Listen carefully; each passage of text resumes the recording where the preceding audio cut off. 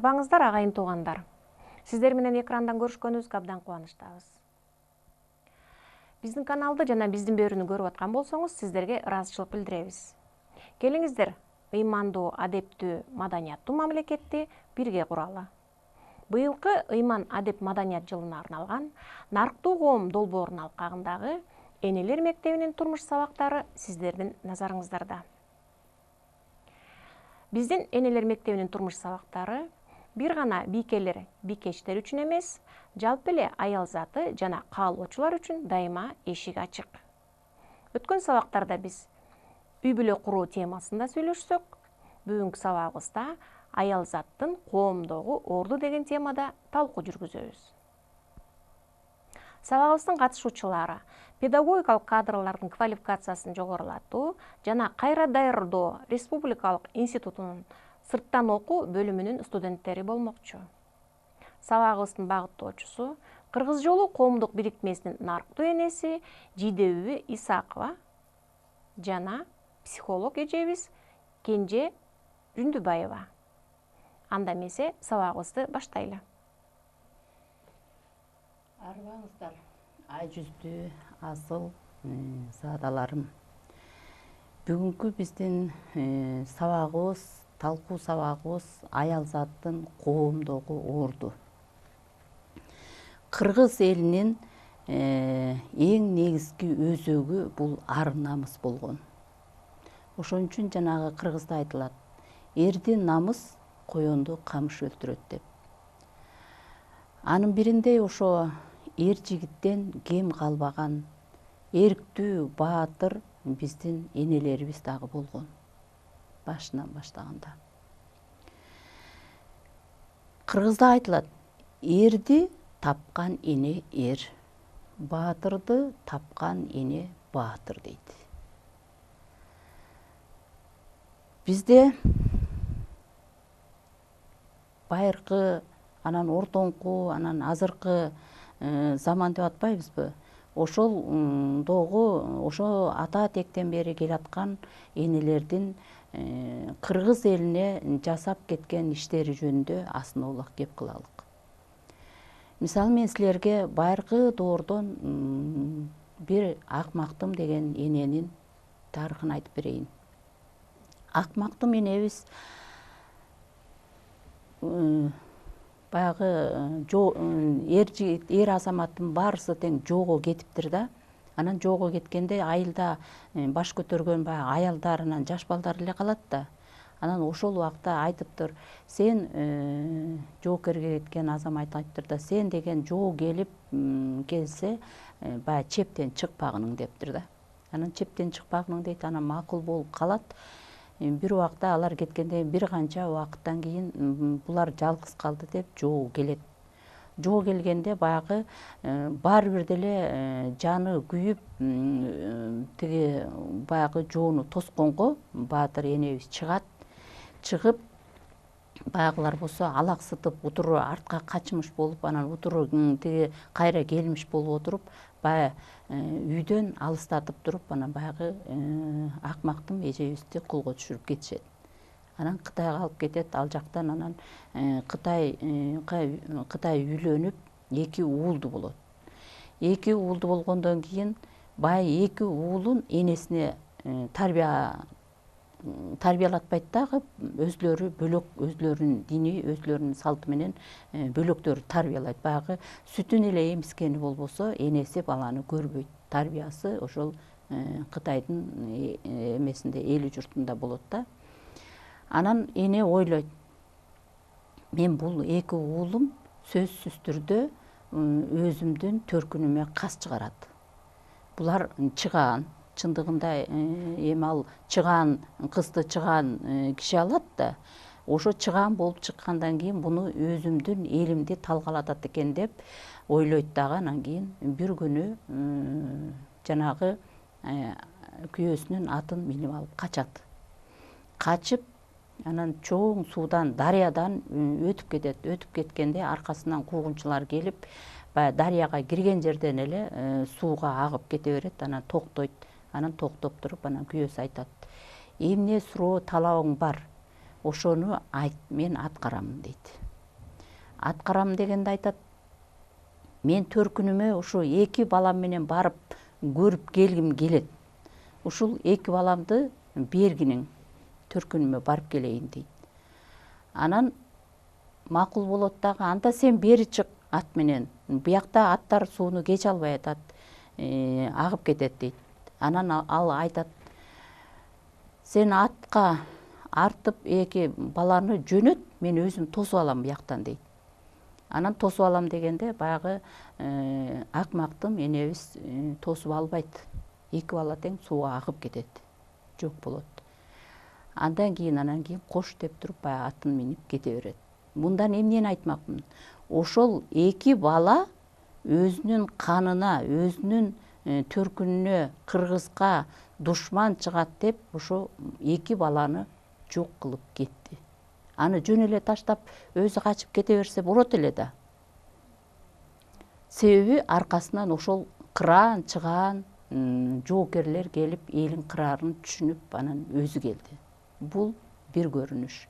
Эми ошол эле көрүнүштү мына биздин замандагы Курманжан Датка энебизден көрүп атабыз. Аны билесиңер, аны эмне болгонун мен айтпай эле коеюн. Мына ушундай көрүнүш дайыма болуп турган биздин жанагы баатыр жоокер энелерибиздин элине, жерине кылган кызматы, салымы ошондон деп айтылат. Андан кийинки эле Каныкей энебизди алсак, мисалы, Манас атабызда Каныкей башка элдин кызы да, тажичка. Бирок ошол кыргызга кандай кызмат кылды, эмне кызмат кылды? Аны дагы силер толук билесиңер. Ошонун кылган кызматы үчүн Манас атабыз деген ошол зоолого жетти да, ошондой. Анан Кыз Сайкал, Жаңыл Мырза эжелерибиздин кылган кызматы бул коомго кылган кызмат, үй бүлөгө кылган эмес, коомго кылган кызмат. Андан кийинки эң акыркысын дагы айтсак, мына Уркуя Салиева, Бүйсара Бейшеналиева, Керимкул Шопокова баатырлар, Бүйсара Таттуу Турсунбаева, анан кийин Күмүшалиева Сабира, ушундай коомго ар тараптан эмгегин арнаган биздин аялзаттар бар. Эми ошол аялзаты коомдо эле иш кылып, анан үй бүлөдө иш кылбайт дегенге болбойт. Мисалы үчүн Каныкей энебизди алалык, Каныкей энебиз дагы ошо жоого керек болсо жоо кийимин кийинип алып, ошо Манас атабыздын жолун тосуп чыгып жардам берген. А үйдө болсо иш кылып, жанагы кырк чорого ок өтпөс ак олпоңдорду жасап, кийимдерди жасап, зоот кийимдерди жасап, ошол кийимдердин ичине кумдан ширетип, ок өтпөсүн депчи, шырып, анан кийин зоот кийимдеринин ичине ошолорду жасап берген да. Бул үйдөгү кылган кызматы. А тарбиясы канча? Ошол эле энелер, мисалы үчүн, үйдөгү уулдарын, кыздарын тарбиялап атпайбы? Ошон үчүн айтат, аруу энеден элим жерим деген аруу азамат төрөлөт дейт. Баатыр энеден элим жерим деген баатыр азамат төрөлөт дейт.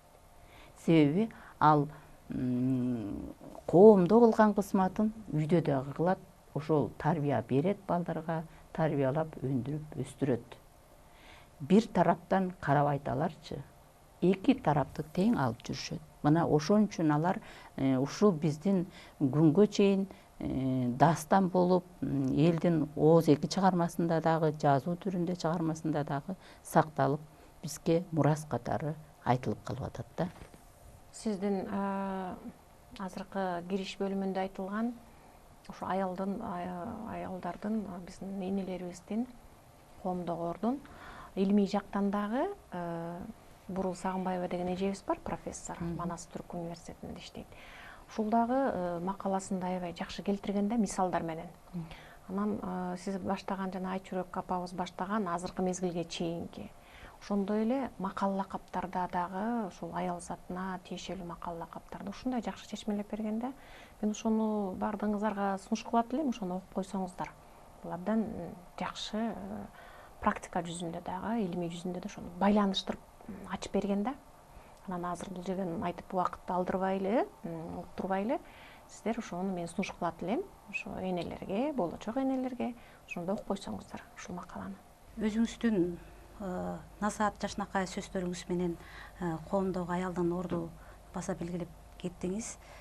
Азыркы замандагы аялдардын орду кандай болуш керек?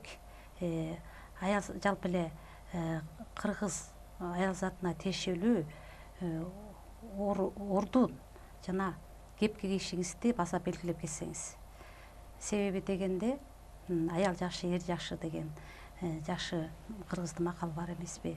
Үй бүлөдагы ошол коомдагы аял затына жараша иргелип түстөлүп турат болуш керек. Азыркы замандагы аялдар туура ордун таппай атышат. Көпчүлүгү, бар эмес, көпчүлүгү ордун таппай атышат. Акча тыйын деп жанагыреки базар башталгандан баштап ошо базар экономикасына өтүп кетип, акча табабыз менен алек болуп калышты да. Бул туура эмес. Акча иштеген кишиге, аракет кылган кишиге табылат. Оңой жумуш жок. Баарысына тең эмгек керек. Бирок эң биринчи орун үй бүлө, бала, эне болгондон кийин ошо балага туура тарбиялап, ошону өндүрүп, өстүрүп, анан ошону эресеге жеткирүү. Эми мырзаларда баягы заманга байланыштуу башка азгырыктарга, жанагы ачууга, ачуунун дагы ички сырткы мааниси бар. Ошого жараша үй бүлөсүн бага албай кеткендер болуп атат. Бирок ошол кыйынчылыктарды эне жеңиш керек. Себеби дегенде биздин энелер деле ошо жанагы манас атабыз, Канеке энебиз деле, манас атабыз деле кечке үйдө карап, үйдө отурган жок да, ошол элди, жерди багам деп канча кыйынчылык менен жоодо тиякта биякта жүрдү. Үйдө жүргөндө деле эркектер үйдөгү ишти караган эмес, караган, таап берген. Иче турганын, жей турганын таап берген. Үйдөгү ишти аялдар башкарган. Ошого баланы көпчүлүгүн аялдар тарбиялаган. Ошон үчүн энелер баланы таштап, жанагы эки жакка кетип калгандын эсебинде эптеген, септеген балдар жаралып атат. Эптеген, септеген балдар өнүп өсүп атат. Алар турмушка эч кандай көз карашы башкача. Акча болсо жашайсың, акча жок болсо өлөсүң дегендей. Анан ошол энесинин таап берген акчасын дагы балдар туура пайдаланбай атпайбы? Аларчы баркын билбей атат. Турмуштун, жашоонун, эмгектин баркын билбей атышат. Ошого көңүл бөлүнбөй атат да, кыскасын айтканда. Мен мындай суроом бар элем. Үй бүлөдөн эмес, коомдон гана ордун тапкан айымды эң мыкты деп атоого болобу? Бир тараптан коомдун келечеги баягы мыкты деп атоого болот, бирок кемчилиги бар. Себеби дегенде эки жак тең болуш керек. Аябай эң мыкты болуш үчүнчү жанагы биринчи даражадагы, анан экинчи даражадагы сыйлык деп анан башпай кетип атпайбы? Анын биринде ошо коомдо аябай жакшы салымын кошкон аял үй бүлөнү карабай калып атпайбы? Ал өзү кошту салымды, өзү өстү, баласы өспөй калып атпайбы? Баласына, кызына тарбия бербей калып атпайбы? Ал келечектеги урпактын өскөн муунга салым кошкон жок да. Ошон үчүн мыкты деп айта албайбыз. Үй бүлө бул кичинекей мамлекет деп айтылат, ошол үй бүлөдөн мамлекет куралат депчи. Анан үй бүлөнү башкарган бул аталар. Ал эми азыркы заманда биздин жашоодо үй бүлөдөн карасак, көбүн апалар башкарып калды.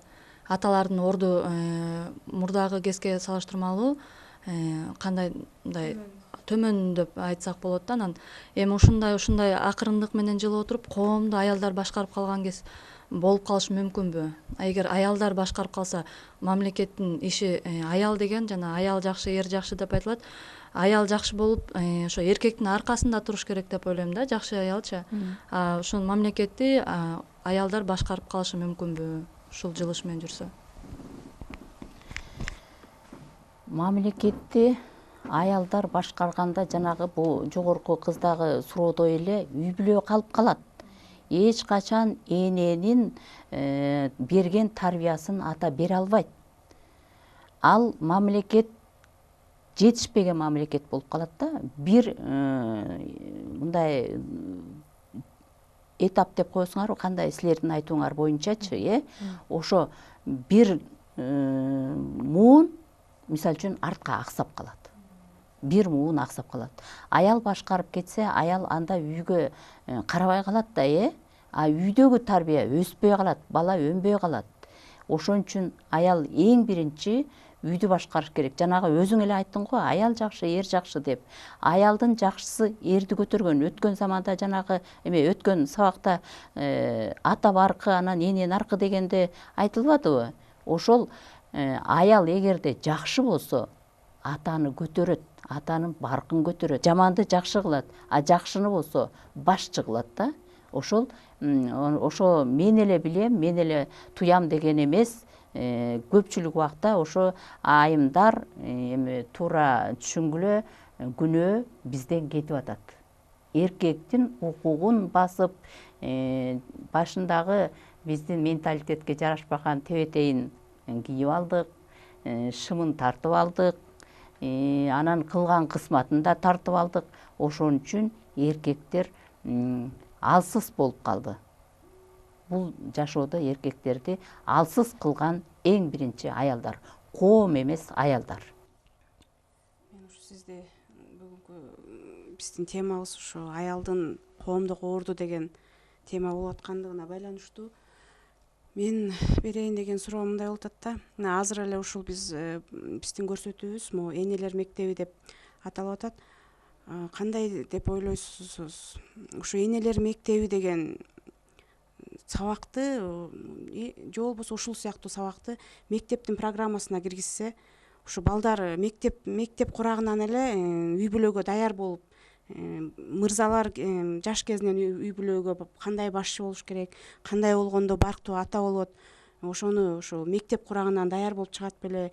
Кыздар болсо ошо баягы баланын жашынан дегендей ошо мектеп курагынан баштап турмушка чыкканга кандай болуп жакшы келин болуш керек экенине даяр болушат беле.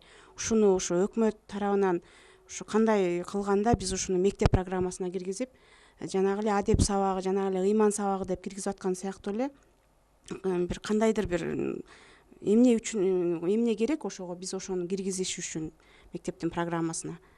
Кандай дейсиз, ошол бизге таасир берет беле дейм да.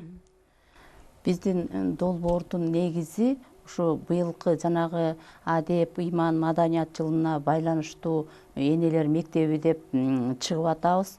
Биздин оюбуз ошол өзүң берген суроону мектептен эмес, садиктен баштоо керек. Бакчадан, бала бакчадан баштап анан тарбиялаш керек. Керек болсо эненин курсагынан баштап тарбиялаш керек да. Эненин өзүнө сабак бериш керек. Сен келечектеги төрөлө турган балаңды момдай кылып тарбиялайсың, момдай кылып өстүрөсүң деп ошо эненин курсагынан баштап тарбияланыш керек. Ушуну өзүнчө бир китеп кылып жазып, анан өзүң айткандай ошону эң биринчи мугалимдерге окутуп, анан мугалимдер элге таратып, анан кийин жанагы садикке деле мугалимдер барат да, жана тарбиячылар мугалимдер да. Ошолор айтса эң жакшы болмок. Биздин тилегибиз ошол. Келечектеги муундарга эң бир жакшы тарбия сабагы болмок да. Мектеп курагынан баштап, садик бала бакчадан баштап. Урматтуу көрүүчүлөр, биздин энелер мектебибизге болгон суроо талаптар күндөн күнгө көбөйүп атат. Сиздерге маалымат иретинде айтып коелу, Биздин энелер мектебибиз биз менен иштешкен адамдар үчүн дайыма эшик ачык. Азыркы эле суроонун тегерегинде адеп сабагы болобу, мекен таануу сабагы болобу, иман сабагы болобу, класстык тарбиялык сааттар болобу, биз кайсы билим берүү мекемеси болсо ар дайым сиздер менен иштешкенге дайым даярбыз. Ошондой эле быйылкы 2017 жылдын 1-июлунан тартып Ысык көлдүн Чырпыкты айылында биздин этно борборубуз ачылат. Ошол этно борбордо дагы энелер мектеби өзүнүн турмуш сабактарын улантмакчы. Андан тышкары жогоруда айтылгандай мырзалар мектеби дагы иштеп баштамакчы. Андыктан биз менен дайыма кызматташууга чакырабыз. Жана биз айтып кетпедикпи, аял киши деген чоң бир аял башкарып калса, мисалы үчүн мамлекеттечи экинчи жак каралбай калат депчи. Анан бизде аял башкарган коомдо да жашап көрдүк го, башчыбыз деле аял болуп көрдү. Анан ушу эки ишти чогуу алып кетсе болобу деген ой бар да. Эки ишти чогуу алып кеткенге даремети жеткен, даражасы бийик, акылы тунук аял заты болсо алып кете алат. Эки ишти чогуучу, көпчүлүгү алып кете албайт. Элде аял затынын баары канекей боло албайт дегендей, анан эки ишти чогуу алып кетсе болот. Эгерде даремети жетсе, ошого күч кубаты жетсе, күнү түнү менен эле ошо жакта отурбайт да, кечинде келип, мисалы үчүн мен чарчадым деп үйүнө көңүл бурбай, койбой, тескерисинче мен убактым тиякта болуп калды, силердин ишиңер кандай, курсагыңар токпу, эмнеңер кемчил, эмнеңер жок деп ошо сөзсүз түрдө эне үй бүлө менен байланышты үзбөш керек да. Ошондой энелер алып кете алат. Эки ишти алып кетсе болот, бизде айтат го кыргыздарда. Эки тизгин бир чылбыр колунда деп. Алыс барбай эле, ошол эле Улуу Ата Мекендик согуштагы биздин жеңишибиз ошо тылдагы же ооруктагы энелерибиздин, инелерибиздин, апаларыбыздын күчтүгү, эмгеги менен, кайраттуулугу менен, чыдамкайлыгы менен ошол жеңишке жеткен да.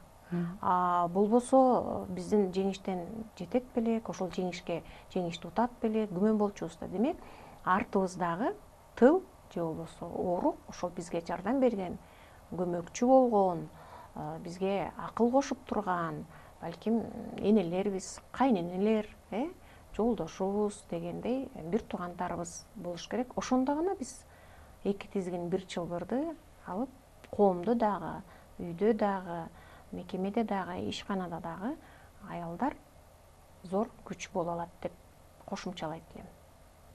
Ошол эле мисалга жанагы Керимбүй Шопок энебиз айтсак болот да, мына күйөөсү тиякта баатыр болуп атат, ал өзү биякта баатыр болуп атат. Эки чылбырын бир тизгинди колуна кармаган үчүн, баарына жетишкен үчүн таңдадан күн батканга чейин талаада жүрсө дагы үйүн таштап койгон жери жок да. Ошондой энелер башкарып кете алат, алып кете алат да. Азыркы коомдо аял менен эркек тең укуктуу депчи. Менин оюмча бул тең укуктуу деген сөздү ар ким өзүнүн деңгээлине жараша ар кандай түшүнөт экен. Тең укуктуу дегенде кээ бирөө мен күйөөм эмне кылса мен ошону кыла алам дегендей түшүнөт экен. Кээ бир адам баягы ошону кыздарга, баягы азыркы жаштарыбызга, кыз келиндерге мындай кененирээк түшүндүрүп койсок, мен айтайын дегеним, азыркы мына ошол эле жөнөкөй эле унааны айдап жүрөбүз, ошол эле кыз келиндер айдап жүрөт, ошол эле эркектер айдап жүрөт. Мындай караганда ошо унааны айдап алып туруп эле биздин ошо кыз келиндерибиз, ошол эле айымдар эки чылбыр бир тизгинди колуна алып, үйүнө да жетишип, башка жагына да жетишип, жумуш коомго дагы пайдасын тийгизип эле жүрөт да. Мындай айтканда, ошо илгери ошондой эле азыркы илгери унаа жок болгон, анын ордуна төө болгон да, ат болгон дегендей. Күйөөсү ар жактан тиги малды тиги тоонун тияк тарабынан айдап келатса, айдап келсе эшигин бир жагынан төөнү минип алып туруп, ошол эле жубайы чыгып, төө менен тиягынан айдап келип экөө корого киргизген.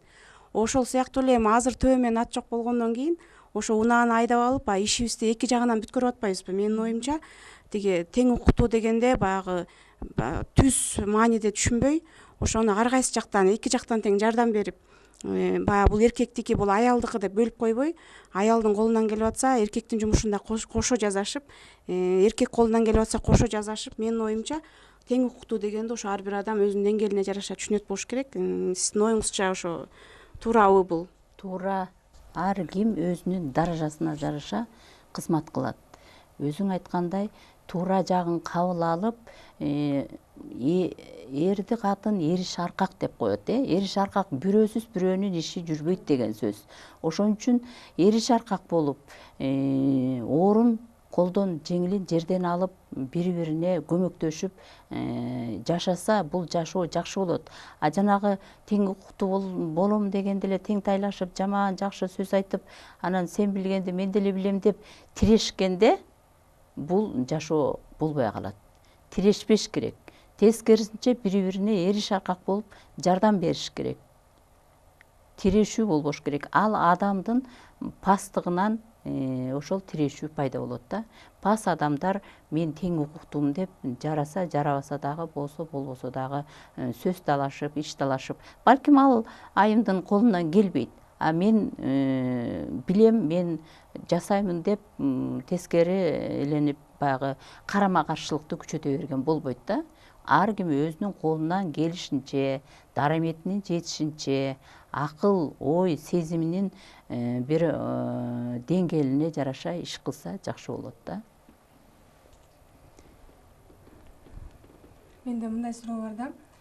Көпчүлүк мугалимдердин балдары тарбиясы, билими начар болуп калат.